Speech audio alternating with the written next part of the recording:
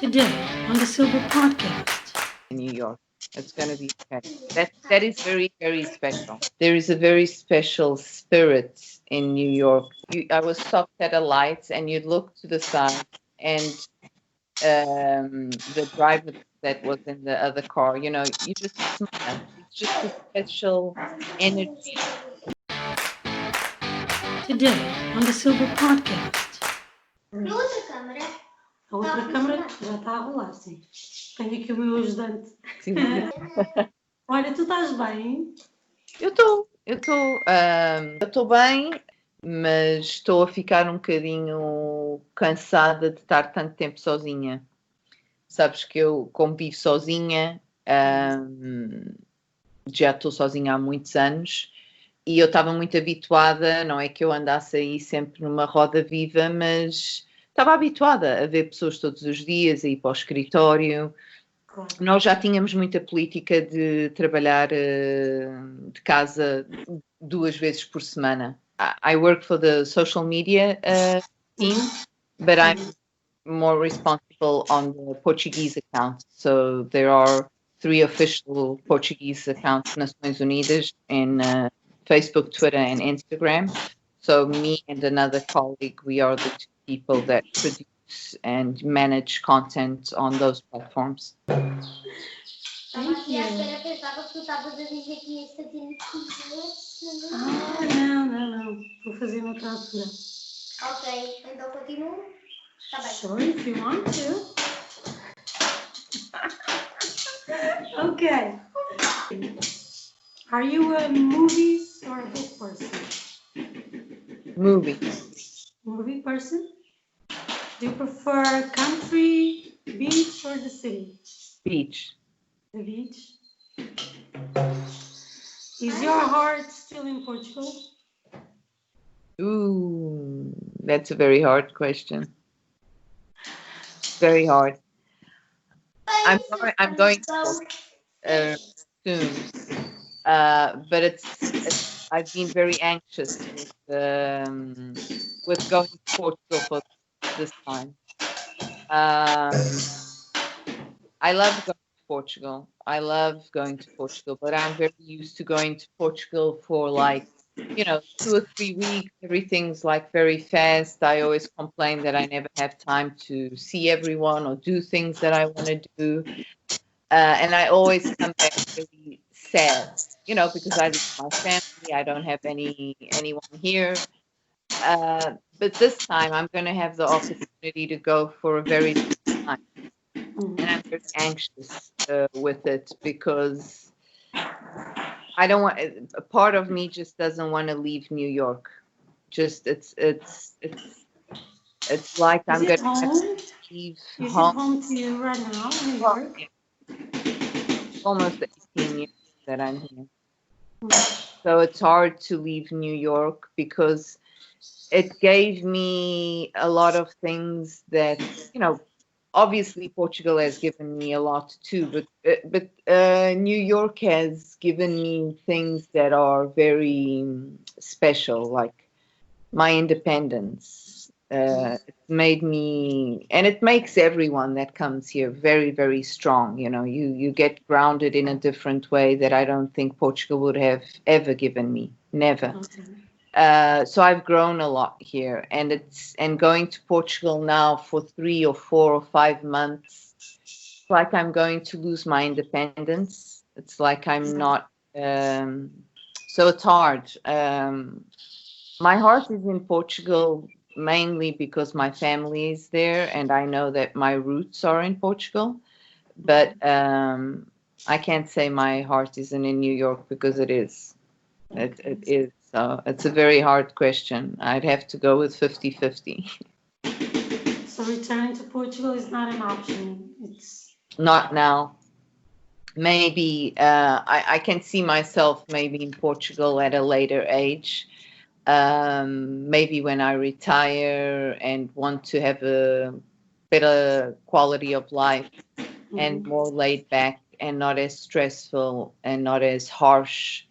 But for now, no. I really like being here. It's I do miss my family, but I don't think that I would be able to work and have the opportunity. I don't know. I can't say because I've never tried to look for a job in Portugal. I've never done that, so I don't know.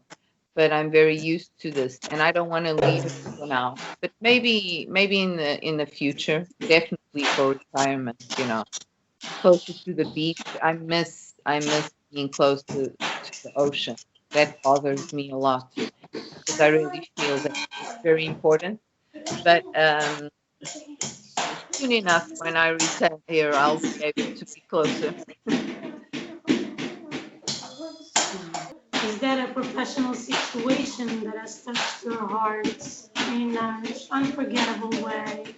I don't know, someone that you've worked with that made something change the situation and so that has inspired you in The any most, way? I know this is gonna sound a little biased, but it's true. So I'm just gonna have to go with this situation. Even before, even Antonio Guterres was the Secretary General to the United Nations, I always admired him very, very much. And I will never forget years ago, he was still the High Commissioner for the UN agency, the Refugee Agency. And I remember being with a friend and going downstairs to have a coffee. And I walked into the cafeteria, got the coffee, and when I was walking out of the cafeteria with my friend, I saw Antonio Guterres. And I walked by him, and some people get starstruck with celebrities. I was starstruck with him because I've always admired his work, and I like him as a person. I think he's very genuine and real. So I walked by him and I told my colleague, é o António Guterres, eu queria tanto falar com ele, eu gosto tanto dele.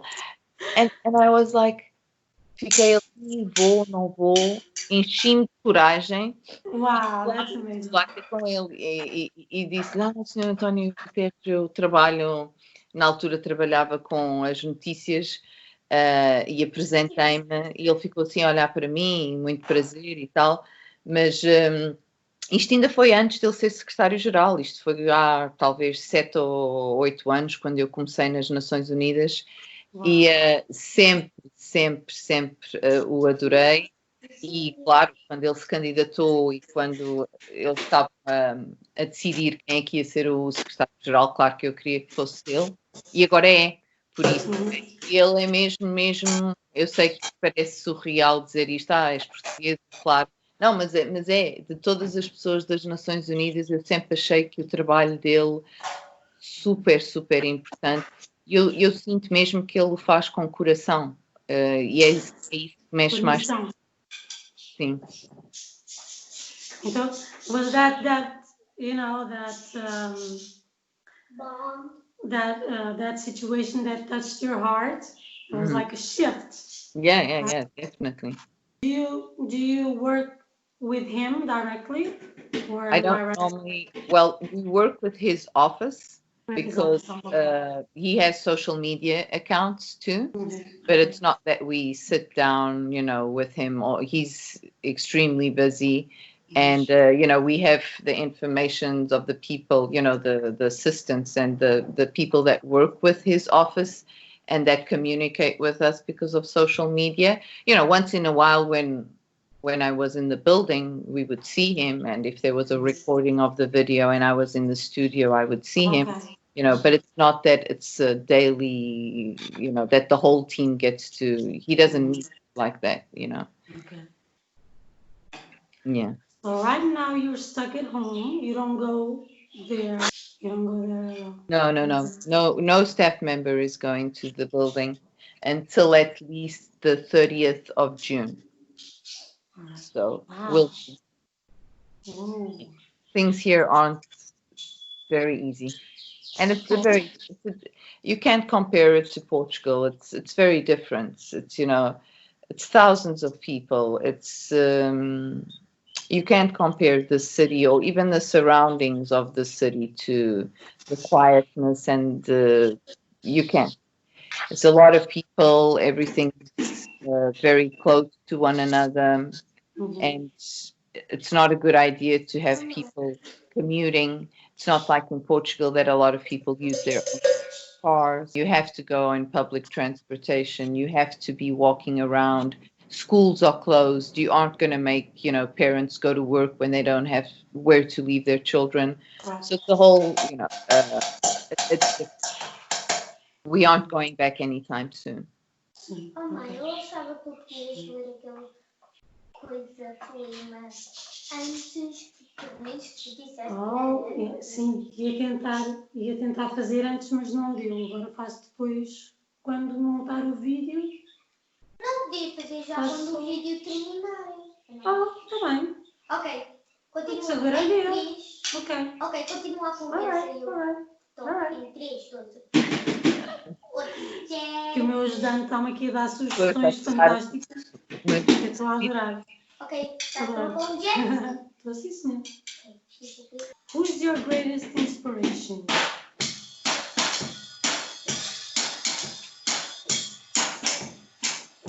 So many people. So many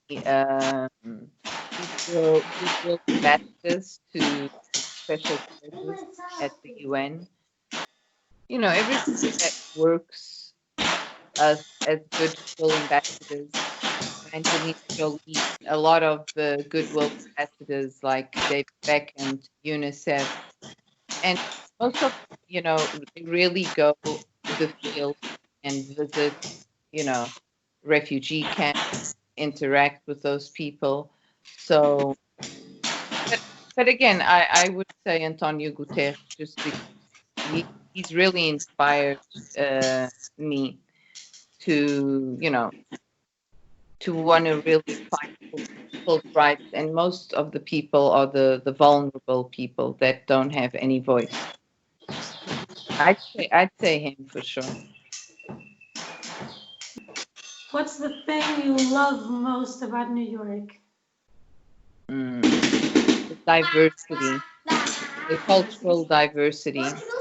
Yeah, that's what I love most about it, And although it's a very harsh city and a very rough city, and it's not easy, it makes it very unique, as is the empathy that exists between New Yorkers. So when you go through situations like this one, I wasn't here for 9/11, but comparing and from what I hear people say, this situation of the pandemic and the 9/11 situation and things like that, there is a very special spirit in New York when things like this happen. And the other day I was driving my car and I was stopped at a light in Manhattan. I just went there to take a drive because sometimes, going on a drive just helps clear your head. So I drove there, and it's just very unique. I was stopped at a light, and you'd look to the side, and the driver that was in the other car, you just smile. It's just a special energy that you can't really explain by words, but very, I don't know, it's unique and it's very empathetic. It's just, you can feel that there's a connection. It's like you don't have to say anything, just by the eyes or the smile. It's like you acknowledge it's going to be okay, New York. It's going to be okay. That is very, very special. And it's that feeling that we are all going through the same thing together. Yeah. Yes, exactly. That's what it is. Yeah. What do you love most about your job? Okay. What I love most is it goes back to being able to help people and give voice to the most vulnerable and the people that are mostly in need, especially children. That always breaks my heart. but I'm very, what I like most about it is that knowing that there are agencies that work to help children, to provide them food, education, medical supplies, that do their best to do that. That's what I like most about it, is being able to report on the success of, the work of the agencies that try to get to very remote locations where children most probably wouldn't get any help. So that's what I like most about it, is being able to report on positive things when, populations are aid that are very difficult to get to. Who do you call every day? There's not one person that I call every single day. Okay.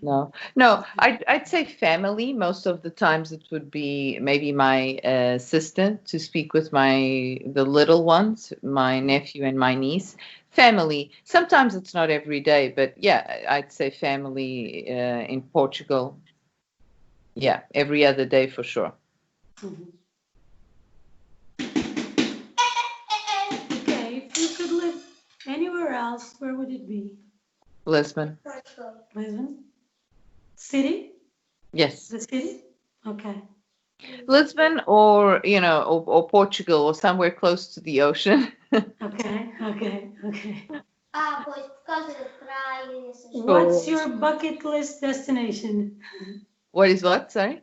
Your bucket list destination. Bucket list destination. Hawaii. Oh, really? Mine too. Wow. Yeah, Hawaii. Wow. Bucket destination, o que é isso? Bucket list destination é assim, aquele sítio que tu queres mesmo visitar, nem que seja no final da tua vida. Um sítio assim especial, uma terra, um país. Ok, não é pão, isso, mas pronto. É um sítio que eu tu já sabe. Olha, Ok, 3, 2, 1. vamos continuar? Está quase a terminar. Porquê? Hey, Sim. devia ser uma coisa de 1 hora, pá. De 1 hora?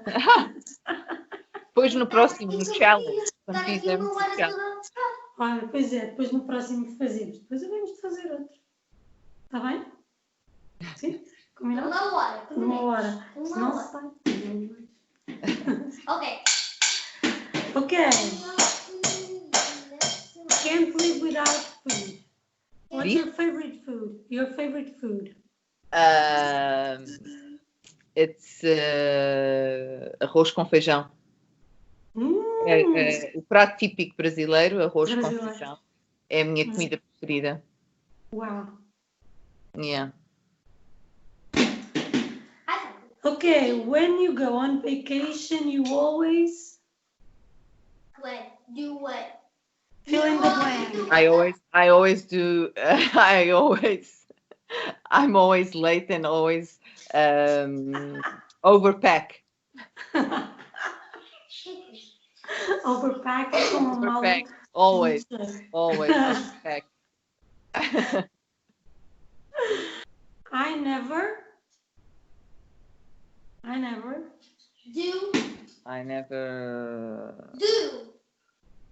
Do what? You do play? Do hide? I never go to bed early.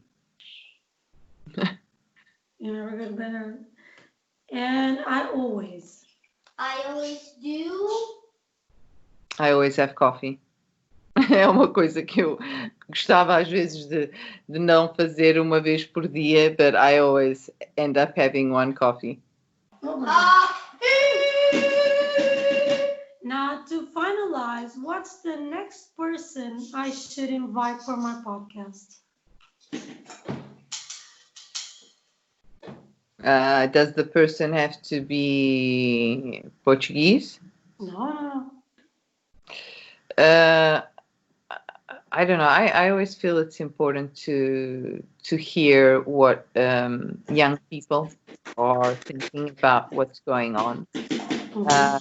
Maybe it would be interesting to have children, meaning children that are young, that are maybe like 5 years old, or Mm-hmm. hear what they're feeling, because I guess the thing that most concerns me with everything that's going on is how it's affecting children.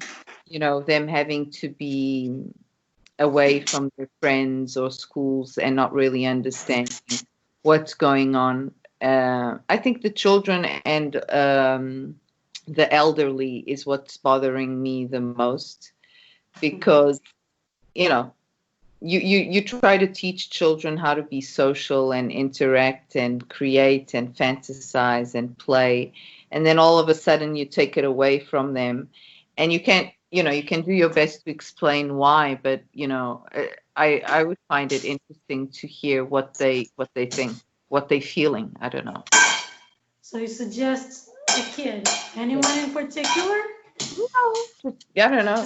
Anyone that that would want to do it, that Mhm. would be comfortable having their child, talk with you. I Wow, that's amazing. Wow, thank you. That's awesome. That's awesome. So now, can you hear? I can hear. Thank you, thank you, thank you. So you have music. It's a first. I It's know. a first on the podcast. That's amazing. Oh, isso depois eu faço a seguir. A seguir da entrevista, Sim, depois tenho que preparar. antes de ligar o botão vermelho, eu já tenho uma música na manga. Já tens uma música na manga? Oh my God. Oh, meu Deus. Ok, não sei. This episode is very special. Ah, Very Pronto, special. já sei. boa. So I want to thank you very much Welcome. for taking the time to talk to me. And we're going to repeat this soon if you want with a challenge. How about Okay. that? A cooking Deal. challenge? Sure. Yeah? You up for that? Awesome. Ok, agora Okay. eu. Thank you. Take Thank care. you so much. You And take stay care. safe. And stay safe. O que é que ele disse? Para eu ler a tua bio no final. Ah, beijinhos para vocês e fiquem bem. Tu também. Fica muito bem. Take care. Stay safe. Okay? Bye bye. Thank you Beijinhos. so much. Bye You're bye. welcome. Beijinhos. Beijinhos. Tchau, Tchau, beijinhos. tchau. Beijinhos.